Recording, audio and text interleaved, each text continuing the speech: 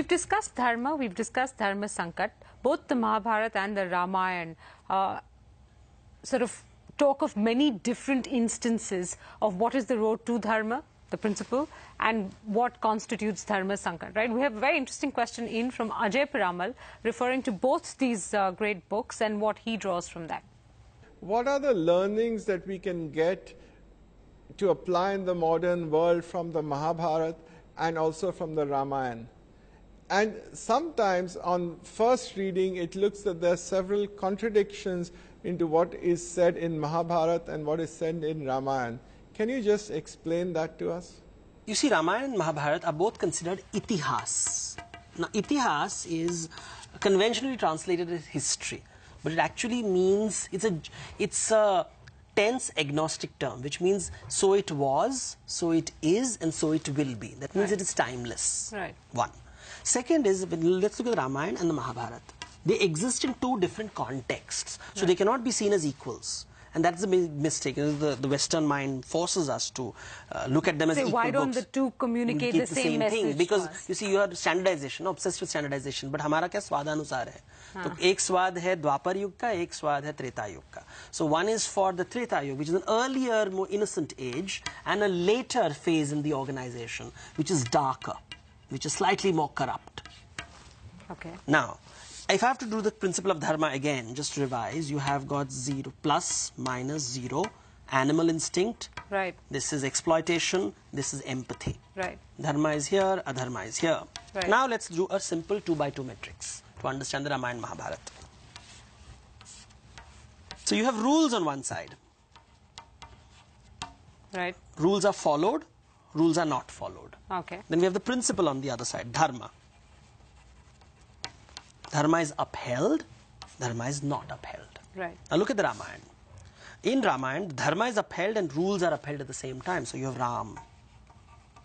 So rules and dharma are aligned. Everything is about the other. Everything is about the other. Everything is about the other. Even at the cost of oneself. Even at the cost of oneself. Almost always at the cost of oneself in the case of almost Ram. always. Yes. So it's misery in the forest, misery in the palace. Got it. His opposite is the great alpha male, which somehow people seem to like today, tells you about the times, is Ravan. No dharma, no rules. No rules, no dharma. Your wife is my wife. Right. And I'm an animal. Even my son dies, I will not let go of my little toy. My brothers die, I will not let go of my little toy. That's Ravan. Now look at this same thing. Rules are broken, bending, and Krishna always bending the rules, breaking the rules. But the principle is intact. It's always for the other. Okay. Now let's look at the most favorite character, Duryodhana. He never breaks the rule. But he's constantly violating the principle. He's constantly violating the principle. He is holding the letter of the law, never the spirit of the law. Okay. This is the spirit. This is the letter. This is the belief. This is the behavior. He's a pretender. Where does Yudhishthir fit in all of this? Yudhishthira is someone struggling to be Ram. He moves from here to here. This is the journey of Yudhishthira with the help of Krishna.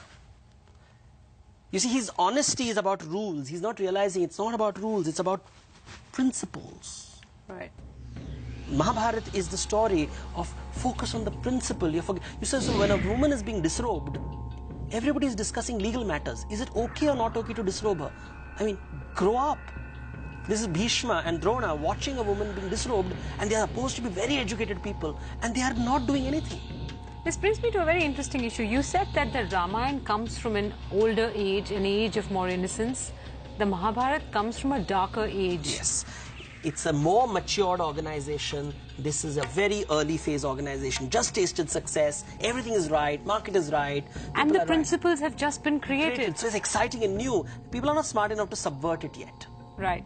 Here, in this stage, you've gone from principle to now a slightly more rule-focused organization. The principles have been forgotten. Rules have become more important. So it's bureaucratic. Highly bureaucratic. Letter of the law. Spirit of the law is not there. Like any bureaucracy, all the rules are upheld, but people still don't have food. So the principle is forgotten. The woman is disrobed, but nobody's arrested.